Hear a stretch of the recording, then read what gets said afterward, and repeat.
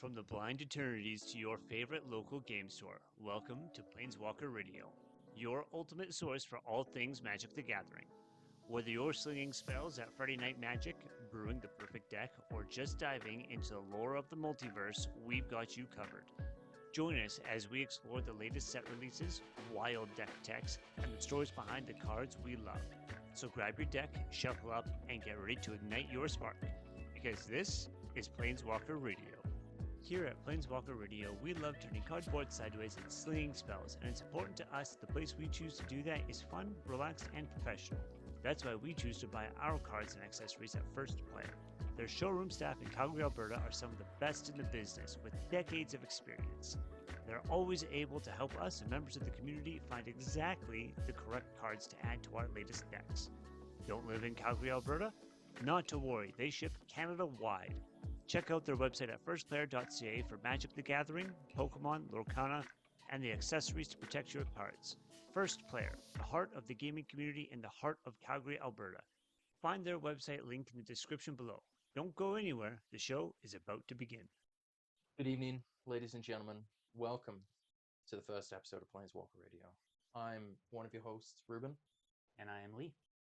Today, we're going to be talking about the basics of Magic the Gathering. Now, with today's topic, we are coming at you as if you had never played Magic before. This is the complete beginner's guide where we're not talking about anything more than this is the first time sitting down at a table, you've just opened your first pre-con, and you want to play some Magic. That's what we're talking about today. And with that, let's jump right into it. Right into it, yeah. So, let's start with what is Magic the Gathering, and what kind of ways can you play it? So, there's several different formats of Magic the Gathering, starting with Standard. Standard is the most competitive, most widespread version of Magic the Gathering. It's a 60-card format. You can have 4 of the same card in this deck, and it's only played 1v1. So this is hyper competitive, Tournament style, like turn 1 wins, turn 2 wins. That being said, for you beginners, if this is where you're coming in, probably not the best place to start. What do we got next? Yeah. So next we have Modern. It's very similar to Standard, but it is really based around short games. Gotcha. So same thing, you can have up to 4 of the same card in there. 1v1, but this is highly competitive. I think the main difference that there is between Modern and Standard as well is Standard follows a set routine. Yeah. You're always within a 3-year period set routine. Yeah. Whereas Modern doesn't have Yeah, that. no, it doesn't. It can be from any set, and you can build whatever kind of deck you want. Cool. What do we got next? Pauper. Pauper. Pauper is a 100-card format where you can only have 1 card of a single name, so no duplicate cards, unlike Standard and Modern. With this, you can only have common cards, so you are restricted to only common cards with the exception of your commander, who can be an uncommon.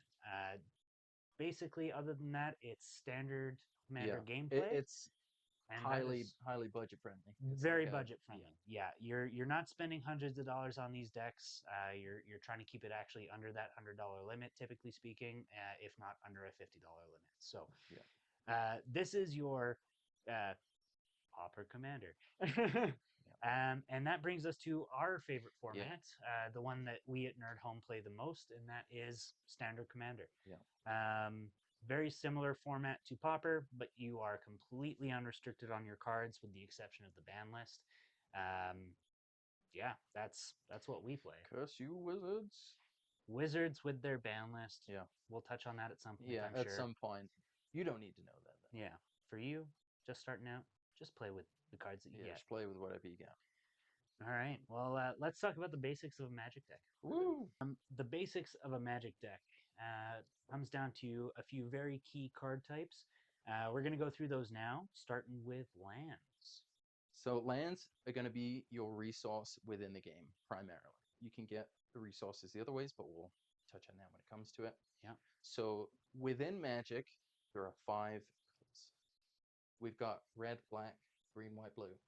So lands are your resource within the game, and they tap for mana, which is how you pay for things.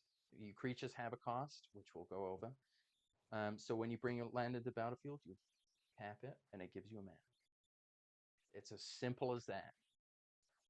Alongside those colors, you also have colorless mana, which is a separate entity that you can get in several different ways. There are colorless lands to go along with the colored ones, but we'll touch on that a little bit later as well.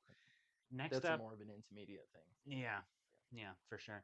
Next up, we got Planeswalkers, which are a special card. They act as allies on the field. They're not quite creatures. They're not quite They're creatures. they're kind of a halfway between you as the person controlling the As the creature player, and the creatures. Yeah. The halfway mark. Yeah. So they're creatures, but they're also capable of doing their own things. Exactly. Yeah. Next up, after Planeswalkers, we've got creatures. Great. So creatures are the backbone of your deck, and they're used to attack and defend from other players. So put your creatures out onto the board, pay the cost, and when it comes to your combat phase, Lee, I'll be attacking you.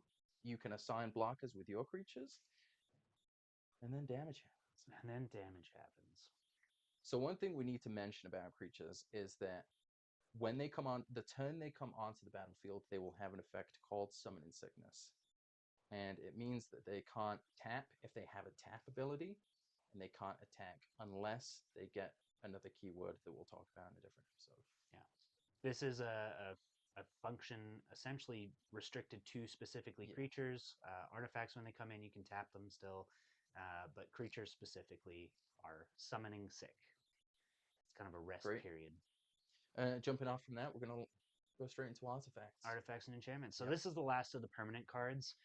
Everything we've talked about up until now is permanent. Once you've cast it, it stays on the board. With the exception of lands, which you don't cast, they are played. Key distinction there. But everything else that we've talked about so far is permanent, and this is the last of those. We've got artifacts and enchantments. So these are kind of these are cards with almost passive abilities, especially enchantments. Yes. Artifacts are usually interacted with. Yeah, artifacts are essentially your interactive, enchantments being your more passive. Yeah. Not to say that there aren't, passive artifacts and Yeah, absolutely. There's interactive both. enchantments. It's two sides of the same coin. Yeah, exactly. Different keywords, so different removal will deal with different things. That's really the major difference there. Non-permanent. Non-permanent spells. Yeah. Sorceries and instants. Yeah. We're going to talk about instants first. Sounds good to me. Instants are played whenever, kind of as the name, describes. Yeah. If it's your turn, you can play a sorcery. If it's someone else's turn, you can play an instant. If it's your turn, you can play an instant. It doesn't matter. Instants play whenever you want them to. Yeah. Sorceries are limited to your main phases. Yes, and there are two of those. Yeah, which we'll touch on next. Instants or sorceries are essentially one-time effect cards. Because they are non-permanent, you play them, they go away, but they make an effect on the board that can be destroying a creature, destroying an artifact, destroying an enchantment, drawing cards, interaction with the boards, blinking your creatures, which is another thing we'll talk about in a future episode. Controlling other people's creatures. Lots of uses. Many. Lots of uses. Yeah. Pretty much, if you can think it can happen. Depending on the color you're playing, you'll have access to different features with your. Some colors do it better than others. Moving on to how a turn plays out. So this is your basic turn structure, starting with the untap step. So this is the starting of the turn. It's where you set yourself up from your previous turn. Now, on your previous turn, you're going to be tapping creatures, tapping lands, tapping artifacts. The act of tapping a card is essentially saying this card is being used for X resource, whether that be a combat step or a land is being used to extract a piece of mana to pay for a creature, whatever it is. You need to tap that card to extract that resource from the card, and it is now on a rest. It's having a timeout. A cooldown period. Yeah, cooldown period. So your untap step gets everything back to where you can use it again. Yeah. Specifically, this is important in the case of blockers and creatures. Once you have tapped a creature to attack an opponent, that creature can no longer be used to block an incoming attack because it is resting, it is sleeping. So Untap steps are very important. Yeah. They basically set you up for your next turn. Yeah. After that, we do upkeep. Great. So upkeep is kind of a small part of your turn. It isn't usually like a major part unless you No. have cards that say specifically on your upkeep Yeah, this X effect happens. there are absolutely Yeah, certain decks and where so much happens a in lot of upkeep. cards do that. Yeah. There's a lot of decks that deal with upkeep. Yes. Yeah. A lot of decks that deal with upkeep. A lot of cards that have an upkeep trigger. Yeah, so But watch out for those. ultimately, relatively small part of the game. Now Draw everybody's step, favorite stat, the draw the step. draw step. Love the draw step. Yes, You just get a new card. give me the cards. That's it. It's as simple as that. Move on. We're talking about a lot of complicated stuff. This, This even Reuben can do. that's right. If I can do it. Main phase one. Great. That's kind of your first step. So you've untapped all of your resources. You've done any of your upkeep triggers, and you've drawn yourself a brand new card. Congratulations. Congratulations, you've Yeah. made it to your main phase. Yep. So main phase one is where you play your turn. This is really the exciting part of well, maybe the second most exciting part of the game, where you are playing your lands, you're casting creatures, you're casting sorceries specifically because those can only be played On your in turn. your main phase. Yep. Basically, you're just getting your game set up. Yeah. This is set up for the combat phase. This is building your board state. This is building the walls, or building a wall, building a tidal wave of cats, Yeah. as my wife likes to do. Really, whatever your deck is supposed to do, you're trying to execute. This is that when it in your main happens. phase. Yeah. From there, we move to combat. Yes. I know that this is your favorite part. Actually, I'm not a big fan of combat, Oh, honestly. really? Combat It's my heavy favorite decks. part. Yeah. Now, depending on your play style, this might be your favorite phase. It's my favorite phase. Yeah. The combat phase. So now that you've built your board state, you get to do things with it, with your creatures specifically. I have 4 creatures, Lee, that I've spent my turn playing. I'm going to swing them at you. You only have 3 creatures. Yep, on the I've board. only got 3 creatures, so I'm going to put 2 of those creatures in the way. Yep. To Damage hopefully not take happens. too much damage. Yep. The little numbers in the bottom right-hand corner of the creature cards will determine how damage is dealt. Yeah. And other effects like keywords and such. But damage is dealt, and then combat phase ends, unless you have combat tricks that give you extra combat steps. Yeah, which again, something we'll touch on later. Yeah. It's more of an intermediate level play where you're doing second combats and stuff like that. But hey, some of you beginners might come out with a crack deck that just does combat triggers and more combat triggers and more combat triggers. So play to your strengths, play however you want to play. But yeah, typical combat is swing, block, damage. And then after that, you get a second main phase. Look at you. Magical opportunity to play more sorceries, more creatures, set yourself up so that in your opponent's turn, when they're doing these exact same steps, you're in a position where you're not going to get you're in a position of strength and being able to defend yourself. Exactly. From the second main phase, we move into the end step. End step is where, depending on, again, the deck you're playing, a lot of triggers can happen in your end step. This is another specific, almost a mirror to your, upkeep.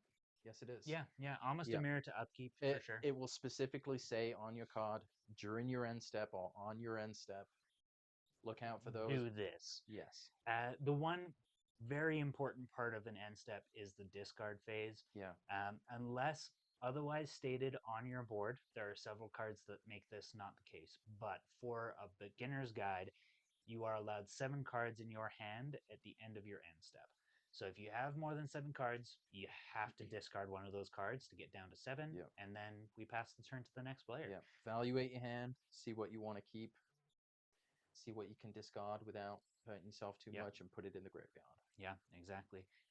Knowing the flow of how a turn plays out is kind of the first key to playing Magic and to learning. I would argue that this is what separates beginners from intermediate and advanced Yeah, players. Is being able to map out a turn, Yeah. being able to understand how things are going to flow, specifically within your decks as well. As you get better at playing Magic, you'll understand that certain decks you want to be playing your cards in the second main phase rather than the first main phase. Yeah. You'll understand that maybe you don't want to be swinging all of your creatures, or maybe you want to swing absolutely everything every turn. It really depends on your deck composition. And as you get better, you'll understand what your deck is supposed to do a little bit more. Now that we've talked about the flow of a turn, let's talk about some basic strategies that you can bring Yeah. into your playing. A little advice from two idiots playing Magic Yeah. to some new players. Yeah. Probably the unwritten rule of Magic, at least with our pod, is something we like to call the rule zero. Yeah. So when you sit down at a table, you say, "Hey guys, I'm a new player. Here's the kind of deck that I'm playing. What is everybody else playing? Oh, I'm playing a Dino deck. I'm playing Eldrazi. I'm playing blue. Yeah. You Probably monster." don't play at that table. Yeah, don't play at that table. Yeah. So rule zero is a basic rule of thumb. It's Yeah. just kind of It's just gathering information. Yeah, an introduction, Yeah. realistically. And seeing if it's going to be the right table for you. Yeah. In a rule zero, you can talk about things like banned cards being allowed in Yeah, decks. this is depending on what kind of ban list people are adherent to, they say, "Oh, I run proxies in my deck," or Mhm. "Oh, I'm running one of the banned cards. I'm running Darkside Extortionist or Yeah. Mana Crypt or whatever." That shouldn't really mean too much to you as a new player, but it's always good information to know so you can start to learn the cards and learn about the community. Yeah, exactly. Um, Realistically, when you're starting out, after you've kind of had your discussion about a rule zero, this is where you're kind of picking out the deck that you want to play. We recommend for your first couple of games, maybe even your first, I don't know, 50 even. Yeah. Gauge it how you want to, see how quickly you pick it up. But for your first few games, we recommend sticking to a 1 or 2 color deck. You can have up to all 5 colors in one deck. Realistically, the more colors you have in a deck, the more mechanics there are to play with, the Yeah. more complicated the deck gets. So if you stick to a 1 or 2 color, really there's going to be Keep it one simple. thing you're focusing on. Keeps it simple, keeps it easy for you to learn, keeps it easy for you to play. This is how I started out. I started Yeah. playing with a Highly. blue green. I unfortunately started with a 3-color deck. Oh, you did start with a 3 color, Yeah. hey? Yeah, But so very simple mechanics. why I'm a better player than he is. That's now. right. No. But realistically, starting out with less colors is going to give you the best advantage to figure out, A, do you like this color? This really helps you kind of figure out what you like in a Yeah. color and what you don't like. Also play around though. Yes, absolutely. You should, we say play 1 or 2 colors. That means in a deck. Don't just play one Yeah. or two colors. And playing one of your Several friends' decks. decks, if you've got ideas for maybe 1 or 2 decks, Mhm. with different color combos, give them a try. Yeah, try out every color at least once. This Yeah. will help you gauge where you like to Yeah. play. I personally am a green-red player. I play very aggressive with lots of stompy creatures. I want to plow over everybody. That's just how I play. I'm very aggressive. Yeah. Reuben is I'm, in fact, quite the opposite. quite I'm a opposite. very passive player. I like to deal damage through passive abilities. I play black, white. It usually consists of, vampires. Is the big Orzhov black-white faction. Life gain, life drain. Yeah. All advanced mechanics that Yes, we'll yeah. touch on in another episode. Not to say that as a beginner you can't pick up a black Yeah, and yeah, white yeah, deck. absolutely. There is a great precon that is black and white and vampires. I played that. I still play that deck. It is one of my favorites. Conveniently, we're about to talk about precons.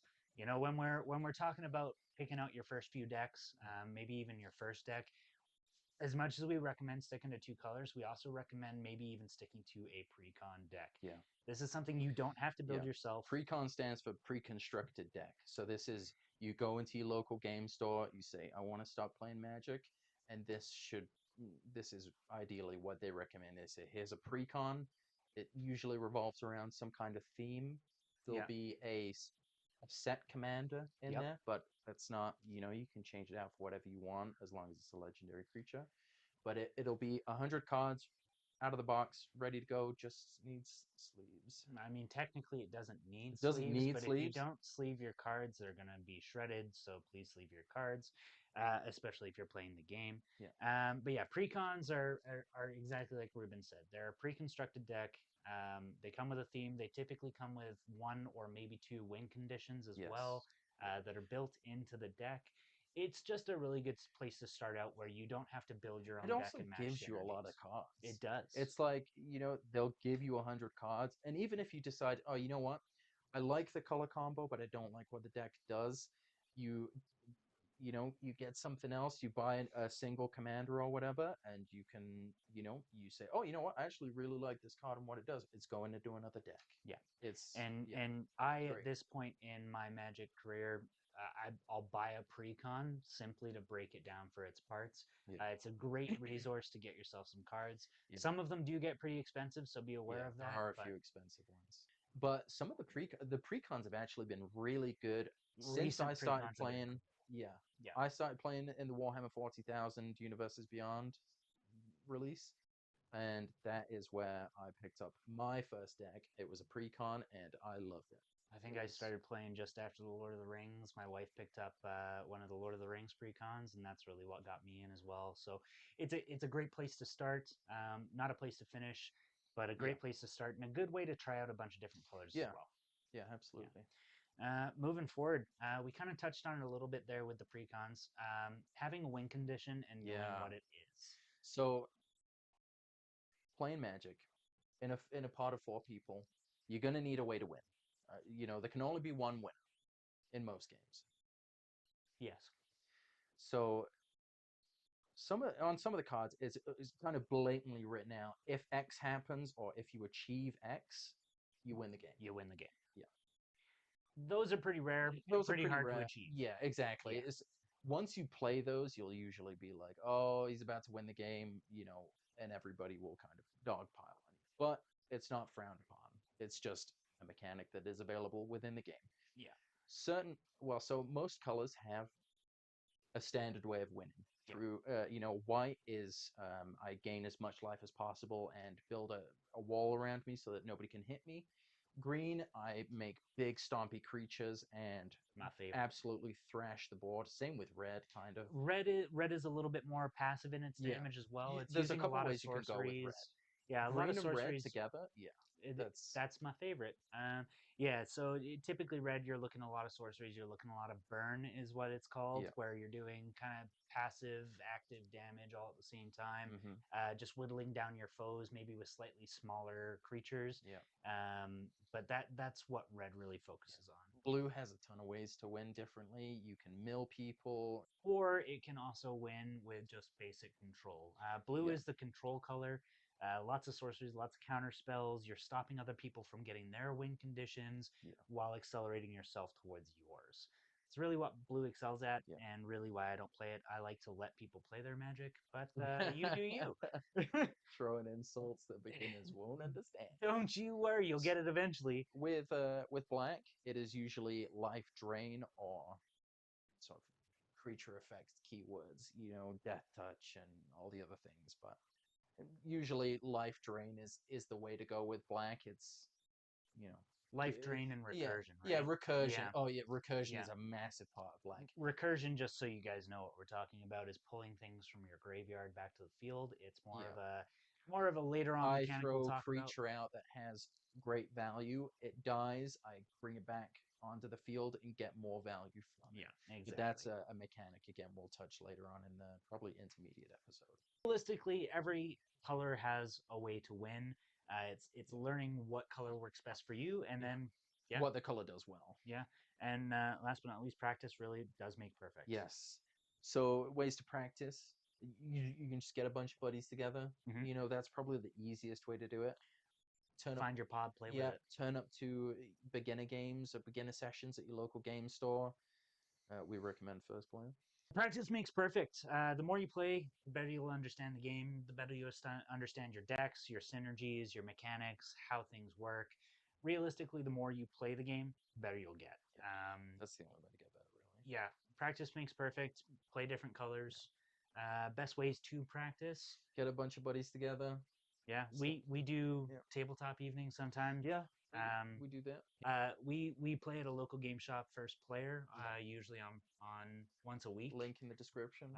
Link in the description. Yeah. Yes, Yeah. we'll play there once a Beginner week. nights at your local game store. Yeah. You can do online. You can. I even practice sometimes by myself. I just draw 7 cards. I'll play a few turns by myself. Oh, I have these cards in my hand. What would I do in this situation? And play my deck. Fair enough. Yeah. As you get more decks, depending on how big your brain is, you can pilot 2 decks at once and play yourself. Yeah. There's lots of ways to practice, guys. Ultimately, the key is practice. The one thing that we'll touch on very quickly towards the end of your strategies section of this podcast is just different things as you get more experience. Um, things when you start building your decks, things when we're talking about how to accelerate a game. Really, you want to be paying attention to additional card draw Yep. and making sure that you have a balanced mana curve in your decks. Yeah. It's something we'll touch on in the intermediate podcast. We've said that a lot, Yeah, but we'll delve a bit we're more trying to into keep this. this simple. Yeah. Card advantage and mana curve. Yeah. Mana curve relates to the amount of mana in a deck Yeah. versus the cost of the creatures in Yeah. the deck or spells. If you don't have enough mana in your deck, you'll be mana starved. If you have too much mana, you won't be able to keep up with everybody else in playing creatures. and Yeah. artifacts and whatever. So realistically, precons do an okay job. I would say they've been doing better. A lot better, yeah. Holy Yeah, crap. they do an okay job of taking care of this for you. This is really for when you start building your Yeah. own decks. We just It's wanted nice to touch have on the it. thinking, like, oh, I need this many. It takes the thinking out of it for you, and it's just ready to go. Exactly. When it comes to card advantage, this is really your extra draws. Yeah. The more cards you have in your hand at the end of the day, the more you can Yeah. play. But still remembering the 7 card limit on your end step, unless specified otherwise. Yes, exactly. Guys, keep in mind, Magic is a fun space. It really is. Play what you want to play. Play how you want to play. If you want to be the player sitting at the table playing a blue deck and you're just controlling the table, all the power to you. I won't play with you, but all the power to you. But if you want to be the big stompy player, go ahead. Yeah. If you want to stomp people into the ground, if you want to, build a board state, however you want to play, Yeah. the game is meant to be fun for you. Yeah. Keep the game fun for you.